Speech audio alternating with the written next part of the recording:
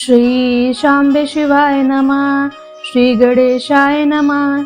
मित्रों, आज हम जानेंगे विदेश्वर संहिता के षोडशों अध्याय के महात्म को, समझेंगे मृत्तिका आदि से निर्मित देव प्रतिमाओं की पूजन की विधि, पूजन के विशेष फल तथा शिवलिंग के वैज्ञानिक स्वरूप का विवेचन।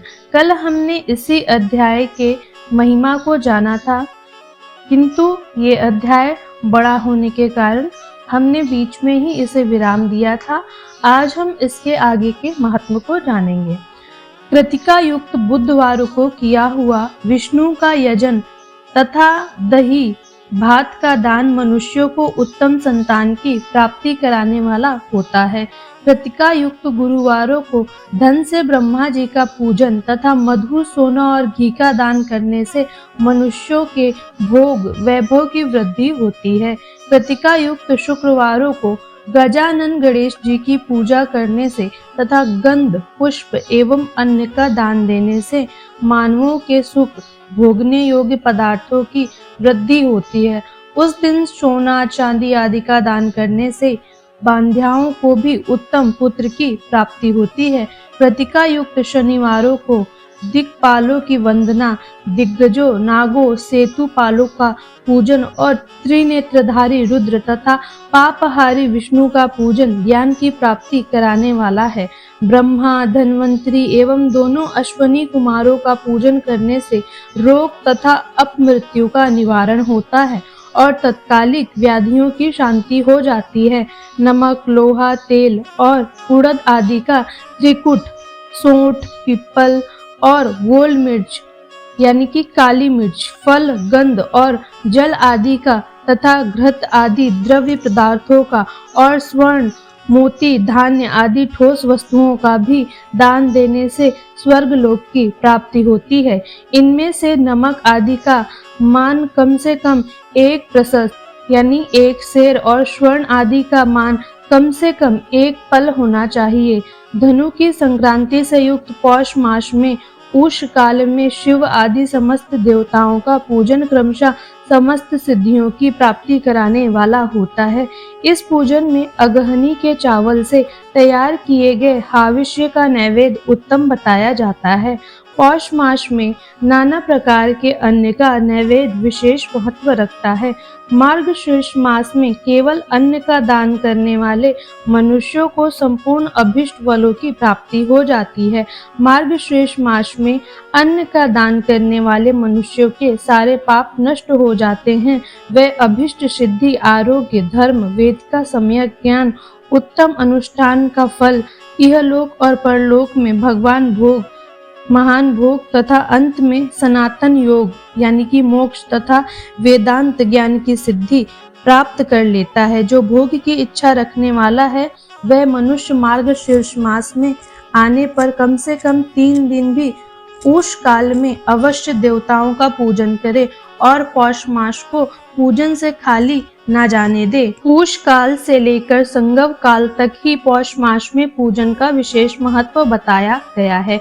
पौष मास में पूरे महीने भर जितेंद्रिय और निराहार रहकर द्विज प्रातः काल से मध्याह्न काल तक वेद माता गायत्री का जाप करे। तत्पश्चात रात को सोने के समय तक पंचाक्षर आदि मंत्रों का जाप करे। ऐसा करने वाला ब्राह्मण ज्ञान पाकर शरीर छूटने के बाद मोक्ष प्राप्त कर लेता है। विजेतर नर नारियों को त्रिकाल स्नान और पंचाक्षर मंत्र के निरंतर जप से विशुद्ध ज्ञान प्राप्त हो जाता है। इष्ट मंत्रों को सदा जाप करने से बड़े पापों का भी नाश हो जाता है। पौष मास में विशेष रूप से महानैवेद्य चढ़ाना चाहिए। यहाँ बताई गई सभी वस्तुएं 12 की संख्या में समझनी चाहिए। चावल 12 भार, काली मिर्च 12 प्रसत, मधु और घृत 12 कुड़व, मूंग 12 द्रोण, 12 प्रकार के व्यंजन, घी में तले हुए पुए, लड्डू और चावल के मिष्टान 12 प्रसत, दही और दूध और 12 नारियल आदि फल, 12 सुपारी, कपूर, कत्था और 5 प्रकार के सुगंध द्रव्यों से युक्त 36 पत्ते पान से महानैवेद्य बनता है। इस महानैवेद्य को देवताओं को अर्पण करके वर्णानुसार उस देवता के भक्तों को दे देना चाहिए। इस प्रकार के ओदन नैवेद्य से मनुष्य पृथ्वी पर राष्ट्र का स्वामी होता है। महानैवेद्य के दान से स्वर्ग प्राप्ति होती है। हे द्विज श्रेष्ठों, 1000 महानैवेद्यों के दान से सत्यलोक प्राप्त होता है और उस लोक में पूर्णायु प्राप्त होती है एवं 30,000 महानैवेद्यों के दान से उसके ऊपर के लोकों की प्राप्ति होती है तथा पुनर्जन्म नहीं होता है। 36,000 महानैवेद्यों को जन्म नैवेद्य कहा गया है। उतने नैवेद्यों का दान महत्वपूर्ण कहलाता है। महापूर्ण नैवेद्य ही जन्म नैवेद्य कहा गया है। जन्म नैवेद्य के दान से पुनर्जन्म नहीं होता। कार्तिक मास में संक्रांति, व्यतिपात, जन्म नक्षत्र, पूर्णिमा आदि किसी पवित्र दिन को जन्म नैवेद्य चढ़ाना चाहिए। संवत्सर के प्रारंभिक दिन को भी उत्तम जन्म नैवेद्य का अर्पण करना चाहिए। किसी अन्य महीने में भी जन्म नक्षत्र के पूर्ण योग के दिन तथा अधिक पूर्ण योगों के मिलने पर धीरे धीरे 36,000 महानैवेद्य अर्पण करें। जन्म नैवेद्य के दान से जन्मार्पण का फल प्राप्त होता है। जन्मार्पण से प्रसन्न होकर भगवान शंकर अपना सायुज्य प्रदान करते हैं। इसलिए इस जन्म नैवेद्य को शिव को ही अर्पण करना चाहिए। योनि और शिवलिंग रूप में विराजमान शिव जन्म को देने वाले हैं, अतः पुनः जन्म की निवृत्ति के लिए जन्म नैवेद्य से शिव को पूजा करनी चाहिए। सारा चराचर जगत बिंदु नाद स्वरूप है। बिंदु शक्ति है और नाद शिव। इस तरह यह जगत शिव शक्ति स्वरूप ही है। नाद बिंदु का और बिंदु इस जगत का आधार है। ये बिंदु और नाद, शक्ति और शिव संपूर्ण जगत के आधार रूप से स्थित हैं। बिंदु और नाद से युक्त सब कुछ शिव स्वरूप है, क्योंकि वही सबका आधार है। आधार में ही आधेय का समावेश अथवा लय होता है। यही सकलीकरण है। इस सकलीकरण की स्थिति से ही सृष्टि काल में जगत का प्रादुर्भाव होता है, इसमें संशय नहीं है। शिवलिंग का बिंदु नाद स्वरूप है, अतः उसे जगत का कारण बताया जाता है। बिंदु देवी है और नाद शिव, इन दोनों का संयुक्त रूप ही शिवलिंग कहलाता है। अतः जन्म के संकट से छुटकारा पाने के लिए शिवलिंग की पूजा करनी चाहिए। बिंदु रूपा देवी उमा माता है और नाद स्वरूप भगवान शिव पिता। इन माता पिता के पूजित होने से परमानंद की प्राप्ति होती है। अतः परमानंद का लाभ लेने के लिए शिवलिंग का विशेष रूप से पूजन करें। वे उमा देवी जगत की माता हैं और भगवान शिव जगत के पिता। जो इनकी सेवा करता है उस पुत्र पर इन दोनों माता पिता की कृपा नित्य अधिक अधिक बढ़ती रहती है। वे पूजक पर कृपा करके उसे अपना आंतरिक ऐश्वर्य प्रदान करते हैं। अतः हे मुनीश्वरों, आंतरिक आनंद की प्राप्ति के लिए शिवलिंग को माता पिता का स्वरूप मानकर उसकी पूजा करनी चाहिए। भार्ग शिव पुरुष रूप है और भार्गा शिवा अथवा शक्ति प्रकृति कहलाती हैं। अव्यक्त आंतरिक अधिष्ठान रूप गर्भ को पुरुष कहते हैं और सुव्यक्त आंतरिक अधिष्ठान भूत गर्भ को प्रकृति। पुरुष आदि गर्भ है, वह प्रकृति रूप गर्भ से युक्त होने के कारण गर्भवान है, क्योंकि वह प्रकृति का जनक है। प्रकृति में जो पुरुष का संयोग होता है वही पुरुष से उसका प्रथम जन्म कहलाता है। अव्यक्त प्रकृति से महातत्व आदि के क्रम से जो जगत का व्यक्त होना है यही उस प्रकृति का द्वितीय जन्म कहलाता है। जीव पुरुषों से ही बार बार जन्म और मृत्यु को प्राप्त होता है। माया द्वारा अन्य रूप से प्रकट किया जाना ही उसका जन्म कहलाता है।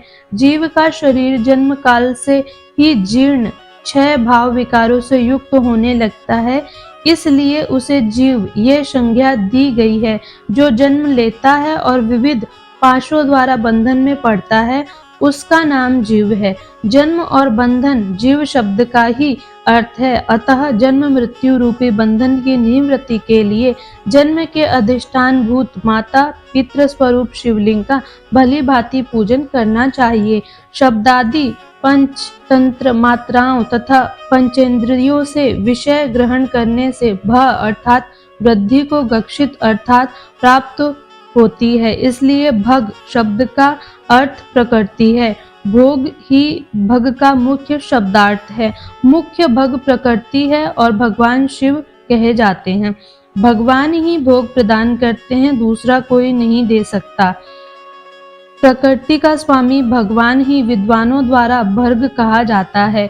भग प्रकृति से संयुक्त परमात्मा लिंग और लिंग संयुक्त भग प्रकृति ही इस लोक और परलोक में नित्य भोग प्रदान करते हैं। अतः भगवान महादेव के शिवलिंग की पूजा करनी चाहिए। संसार को उत्पन्न करने वाले सूर्य हैं और उत्पन्न करने के कारण जगत ही उनका प्रत्यक्ष चिन्ह है, इसलिए उनका नाम भग ही है। पुरुषों को लिंग में जगत को उत्पन्न करने वाले लिंग की ही पूजा करनी चाहिए।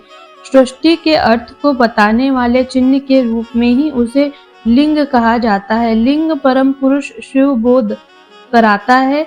इस प्रकार शिव और शक्ति के मिलन के प्रतीक को ही शिवलिंग कहा गया है। अपने चिन्ह के पूजन से प्रसन्न होकर महादेव उस चिन्ह के कार्य रूप जन्म आदि को समाप्त कर देते हैं तथा पूजक को पुनर्जन्म की प्राप्ति नहीं होती है। अतः सभी लोगों को यथा प्राप्त ब्राह्म बाह्य और मानसिक षोडशों उपचारों से शिवलिंग का पूजन करना चाहिए। रविवार को की गई पूजा पुनर्जन्म का निवारण कर देती है। रविवार को महालिंग की प्रणव से पूजा करनी चाहिए।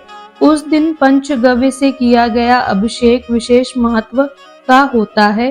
गोबर, गोमूत्र, गोदुग्ध, उसका दही और गोघृत ये पंचगव्य कहे जाते हैं। गाय का दूध, गाय का दही और गाय का घी, इन तीनों को पूजन के लिए शहद और शक्कर के साथ पृथक पृथक भी रखें और इन सबको मिलाकर सम्मिलित रूप से पंचामृत भी तैयार कर लें। इनके द्वारा शिवलिंग का अभिषेक एवं स्नान कराएं।